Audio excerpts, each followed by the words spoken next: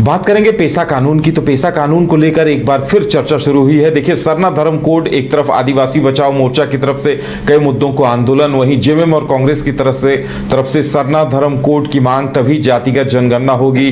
और अब पेशा कानून को लेकर भी मांग सामने रख दी गई है। पेशा कानून को लेकर अब जेएमएम की तरफ से जो मांग रखी जा रही है, देखिए इस पे राज्य सरकार की भी बड़ी जिम्मेदारी होती है। ऐसे में क्या कुछ कहा जा रहा है, ये समझने की कोशिश करते हैं। हमारे साथ हमारे संवाददाता सौरभ हैं। और सौरभ, पेशा कानून को लेकर क्या कुछ सामने आ रहा है अब?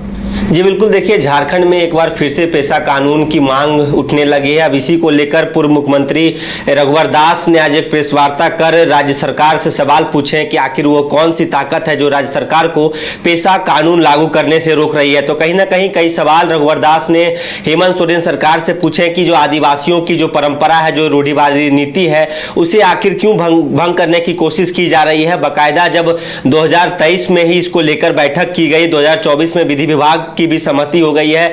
चौतरफा सहमति मिलने के बावजूद भी वो आखिर कौन सी शक्तियां हैं, वो कौन सी अदृश्य शक्तियां हैं जो हेमंत सोरेन सरकार को पेशा नियमावली लागू करने से रोक रही है। तो कहीं ना कहीं अब रघुवर दास ने कई सवाल किए हैं राज्य सरकार से कि क्योंकि यदि पेशा कानून के संदर्भ में बात की जाए तो 1996 में जब इस कानून को केंद्र सरकार की ओर से लागू किए गए थे, तो कई राज्यों में इस कानून का कह सकते हैं कि अब पूरे तरीके से इस कानून को माना जा रहा है। लेकिन झारखंड एक ऐसा राज्य है जो कि जहां आज तक पेशा कानून पर सिर्फ बात ही होती रही है, लेकिन जो आदिवासियों की हक है या तो फिर जो ग्राम पंचायत के जो स्वशासन की जो बात कही जाती है, वो कहीं ना कहीं भंग करने की कोशिश की जा रही है। ऐसे में रघुवर दास का साफ तौर पे कहना है कि कहीं ना कहीं हेमंत सोरेन वोट बैंक की राजनीति कर रहे हैं। इसके साथ ही विदेशी धर्म वाले मानने वाले जो लोग हैं उन्हें बचाने की कोशिश की जा रही है। इसके साथ ही यदि ग्राम पंचायत को सभी जो कानून के जो नियम है या तो फिर उनका जो हक अधिकार दे दिए जाते हैं,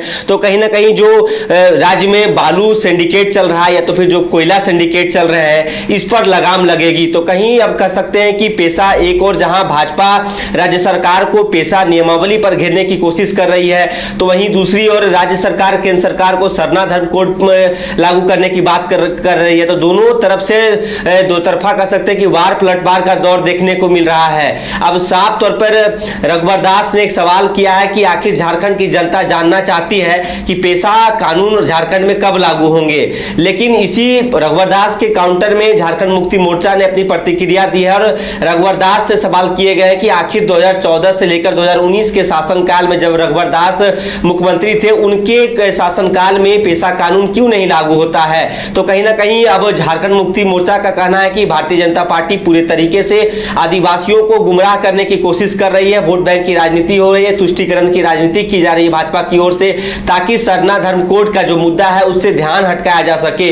तो एक और अब सरना धर्म कोड की बात हो रही है, वहीं दूसरी ओर रघुवर दास ने आज रांची में जो पेशा नियमावली को लेकर जो बातें कही है, तो कहीं ना कहीं राज्य की सियासत पूरी तरीके से गर्म हो चुकी है। अब इसके बाद यह देखना होगा कि आखिर पेशा नियमावली को लेकर जो बातें चल रही है, या तो फिर बीते कुछ दिन पहले पंचायती राज विभाग की ओर से इसको लेकर राजधानी रांची में बैठक भी की गई थी और जो समाज के प्रबुद्ध लोग हैं जो पेशा पर काम कर रहे हैं, जिन्होंने पेशा पर कुछ काम किया है, उनसे राय ली गई है बाकायदा। उसके बाद बताया गया कि उनके राय के बाद नियमावली में संशोधन किए जाएंगे और बहुत जल्द सरकार का ऐसा कहना है कि पेशा कानून लागू होंगे। लेकिन विपक्ष इसको लेकर सवाल कर रहा है कि कहीं ना कहीं सरकार कुछ लोगों को बचाने की कोशिश कर रही है, इसके साथ ही वोट बैंक उनका ना खराब हो जाए, जो विदेशी धर्म वाले मानने वाले लोग हैं उन्हें बचाने की कोशिश कर रही है। तो ऐसे में पेशा कानून आखिर क्यों नहीं लागू कर रही है, झारखंड की जनता यह जानना चाहती है। जी चलिए, अब देखने वाली बात यह होगी, क्योंकि विपक्ष लगातार सवाल उठा रहा है राज्य सरकार पर। राज्य सरकार अब इस पर क्या निर्णय लेती है,